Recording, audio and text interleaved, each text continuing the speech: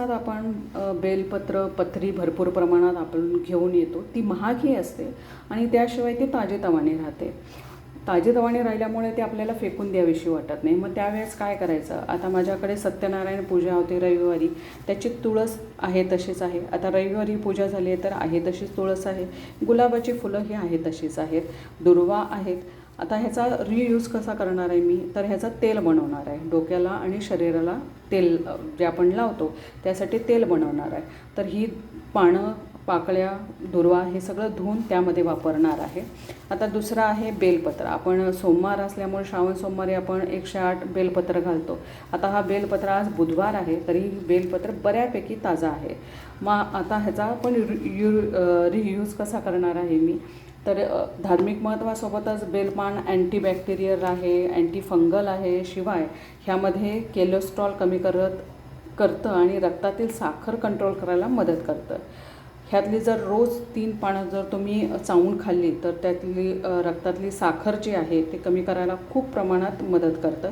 शिवाय आता ही पानं जी आहेत ही अशी तुम्ही खोडून जर पाण्यात, आता आपण डिटॉक्स पाणी घेण्याचे जे आता आलेलं आहे नवीन फॅड, ते डिटॉक्स पाणी करण्यासाठी काय करायचं आहे, एका जारमध्ये तुम्ही 4-5 पानं जर भिजत घातली, रात्री घाला, ते सकाळी पाणी प्या किंवा दिवसभरातून सकाळी घालून दिवसभरातून थोडं थोडं पाणी पिलं तरी त्याचा फायदा हा होतो.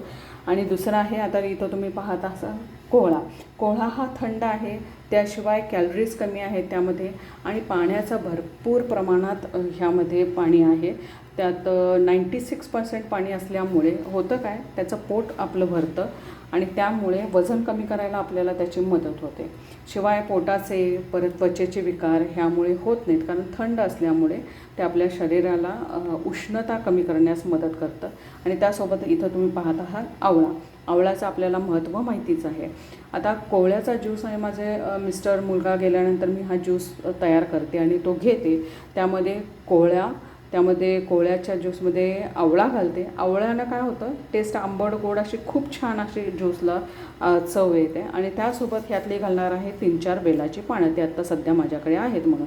हे आपल्या हेल्थसाठी पण चांगलं आहे, ह्या रियूज पण होतो आणि त्याशिवाय आपला पैसा वसूलही होतो, कारण महाग असल्यामुळे पैसाही वसूल होतो आणि देवालाही घालणं होतं. त्यामुळे ह्याचा रियूज अशा पद्धतीनं तुम्ही करू शकता.